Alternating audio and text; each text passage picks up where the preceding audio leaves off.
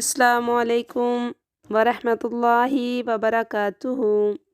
گھر یا کمرے میں داخل ہونے کے آداب، اس سلسلے میں ان کا ذہن بن جائے۔ جب بھی گھر یا کمرے میں داخل ہوں تو اجازت لے کر داخل ہوں۔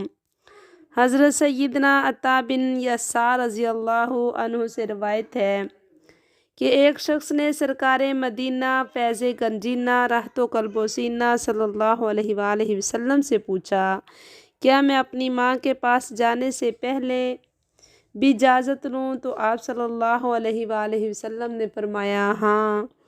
اس نے عرض کی، میں تو اس کے ساتھ ایک ہی گھر میں رہتا ہوں۔ تو آپ صلی اللہ علیہ وآلہ وسلم نے فرمایا، اجازت لے کر اس کے پاس جاؤ۔ انہوں نے عرض کی، میں اپنی ماں کا خادم ہوں، یعنی بار بار آنا جانا ہوتا ہے، پھر اجازت کی کیا ضرورت ہے؟ آپ صلی اللہ علیہ وآلہ وسلم نے فرمایا، اجازت لے کر جاؤ۔ کیا تم پسند کرتے ہو کہ اپنی ماں کو برہن دیکھو؟ عرض کی، نہیں۔ ارشاد فرمایا، تو اجازت حاصل کر لیا کرو۔ گھر میں داخل ہونے پر سلام کریں۔ حضرت انس بن مالک رضی اللہ عنہ سے مروی ہے کہ حضور پاک صاحب لولاک سیاہ افلاک صلی اللہ علیہ وآلہ وسلم نے مجھ سے فرمایا، اے بیٹے، جب تم گھر میں داخل ہو تو گھر والوں کو سلام کرو، کیونکہ تمہارا سلام تمہارے اور تمہارے گھر والوں کے لیے باعث برکت ہوگا۔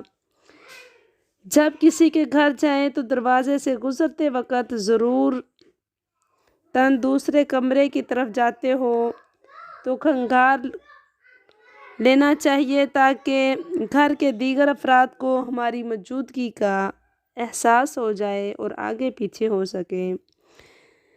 مولا کائنات حضرت علی رضی اللہ عنہ فرماتے ہیں کہ میں رسول صلی اللہ علیہ وآلہ وسلم کی خدمت میں بابرکت میں ایک مرتبہ رات کے وقت ایک مرتبہ دن کے وقت حاضر ہوتا تھا۔ جب میں رات کے وقت آپ صلی اللہ علیہ وآلہ وسلم کے پاس حاضری دیتا تو آپ میرے لیے گنگھارتے۔ جب کسی کے گھر جائیں تو سلام کریں اور اپنا نام بتائیں اور پوچھیں کہ کیا میں اندر آ سکتا ہوں؟ اگر اجازت مل جائے تو فمہا، ورنہ ناراض ہوئے بغیر واپس لوٹ آئیں۔ اسی دوران دروازے سے ہٹ کر کھڑے ہو تاکہ گھر میں نظر نہ پڑے۔